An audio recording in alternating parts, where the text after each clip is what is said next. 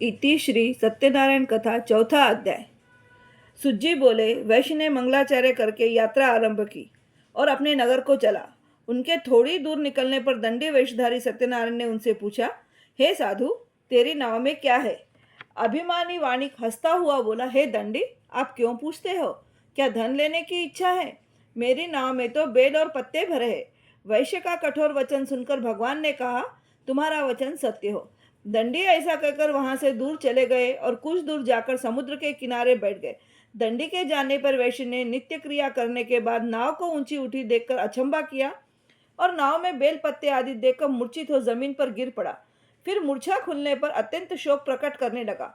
तब उसका दामाद बोला कि आप शोक न करें, यह दंडी का श्राप है, अतः उनकी शरण में चलना चाहिए, तभी हमारी मनोकामना पूरी होगी। दामाद के वचन सुनकर दंडी के पास पहुंचा और अत्यंत भक्तिभाव से नमस्कार करके बोला, हे भगवान, आपकी माया से मोहित ब्रह्मा आदि भी आपके रूप को नहीं जानते, तब मैं अज्ञानी कैसे जान सकता हूँ?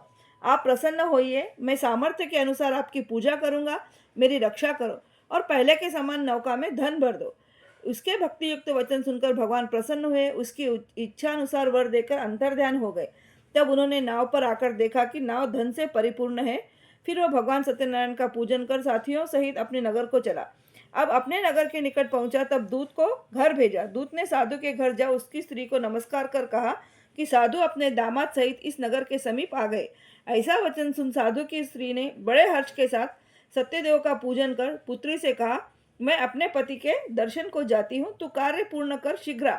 माता के ऐसे वचन सुनकर कलावती प्रसाद को छोड़कर पति के पास आई।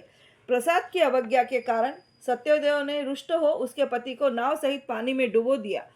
कलावती अपने पति को न देखकर रोती हुई जमीन पर गिर गई। इस तरह नौका को डूबा हुआ तथा कन्या को रोता देख साधु दुखित हो बोला, हे प्रभु, मुझसे या मेरे परिवार से जो भूल हुई है उसे क्षमा करो।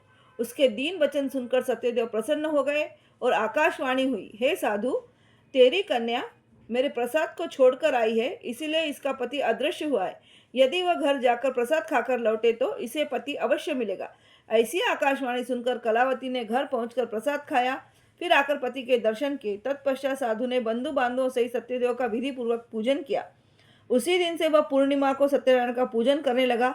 फिर इस लोक का सुख भोगकर अंत में स्वर्ग लोक को गया। इति श्री सत्यनारायण भगवान चतुर्थ अध्याय समाप्त। बोलो सत्यदेव भगवान की जय।